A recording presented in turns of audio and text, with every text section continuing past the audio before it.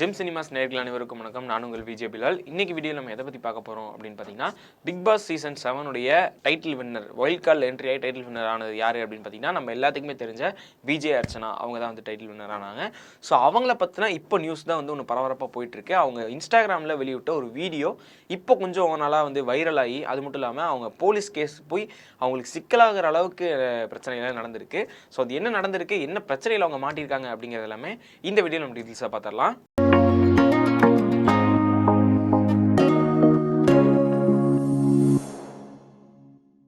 விஜேவே ஆரம்பிச்சு அப்புறம் வந்து சீரியல் நடிச்சு அதுக்கப்புறம் பிக் பாஸ் சீசன் 7ல் வைல்ட் கார்டில் என்ட்ரி ஆகி டைட்டில் வின்னர் ஆனவங்க தான் அர்ச்சனா. ஸோ அவங்க வந்து அந்த டைட்டில் வின்னர் ஆனதுக்கு அப்புறமா வெளியே வந்து நிறைய படங்கள் வாய்ப்பு அவங்களுக்கு வந்து கிடைச்சிது.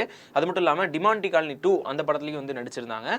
இதுக்கு தொடர்ந்து டிமாண்டி காலனி 3 படத்துலையுமே வந்து நடிக்கிறக்காக அவங்க ரெடியாக இருக்காங்க. அதுக்கடுத்து பாரதி கண்ணம்மா சீரியல் நடிச்ச அருண் பிரசாத், அவங்க நம்ம எல்லாத்துக்குமே தெரியும். அவருமே வந்து பிக் பாஸ்ல ஒரு கண்டஸ்டர் தான் இருந்தவர் தான். ஸோ இவங்க ரெண்டு பேத்துக்குமே வந்து 2025 எங்கேஜ்மெண்ட் முடிஞ்சு சீக்கிரமே வந்து அவங்களுக்கு கல்யாணம் வந்து நடக்க போகுது அப்படிங்கிற ஒரு செய்தி ஒன்று வந்து வெளியே இருக்குது. ஸோ அப்படி இருக்கும்போது தான் இவங்க திருவண்ணாமலையில் இருக்கக்கூடிய அண்ணாமலையார் கோயிலுக்கு பின்னாடி இருக்கக்கூடிய மலையில் இவங்க வந்து ஏறினது வந்து ஒரு சர்ச்சைக்குரிய விஷயமா ஆயிருக்கு. ஏன் மலையில் ஏறுறது ஒரு நார்மலான விஷயம் தானே அப்படிங்கிற மாதிரி இருக்கலாம். ஆனால் அந்த மலையில் மக்கள் யாருமே வந்து ஏறக்கூடாது அப்படிங்கிற மாதிரி யாருமே அங்கே ஏறுறதுக்கு தடை விதிக்கப்பட்டிருக்கு அப்படிங்கிற ஒரு சட்டம் ஒன்று இருக்குது. ஸோ அது அவங்களுக்கு தெரிஞ்சு பண்ணாங்களா தெரியாமல் பண்ணாங்களா என்ன அப்படிங்கிறது தெரியல. ஸோ அவங்க வந்து அந்த மலை மேலே வந்து ஏறிட்டு இறங்கியிருக்காங்க. இதை வந்து ஃபோட்டோஷாவும் அதுக்கப்புறம் வந்து வீடியோவாகவும் எடுத்து அவங்க சோஷியல் மீடியாவில் வந்து போஸ்ட் போட்டிருக்காங்க. ஸோ இது வனத்துறையோட கண்ணில் வந்து பட்டிருக்கு. அதாவது அந்த வீடியோவில் என்ன சொல்லியிருக்காங்க அப்படின்னு பார்த்தீங்கன்னா, நாங்கள் வந்து ஏறிட்டு இறங்குறதுக்கு வந்து நைட் ஆயிடுச்சு. அதாவது நீங்கள் ஏறணும், அந்த மலை மேலே மக்கள் யாராவது ஏறக்கு ட்ரை பண்ணுறீங்கன்னா கொஞ்சம் பிளான் பண்ணி கரெக்டாக டைமிங்லாம் பார்த்து பிளான் பண்ணி ஏறிட்டு வாங்க அப்படிங்கிற மாதிரி ஒரு அட்வைஸுமே வந்து கொடுத்துருக்காங்க.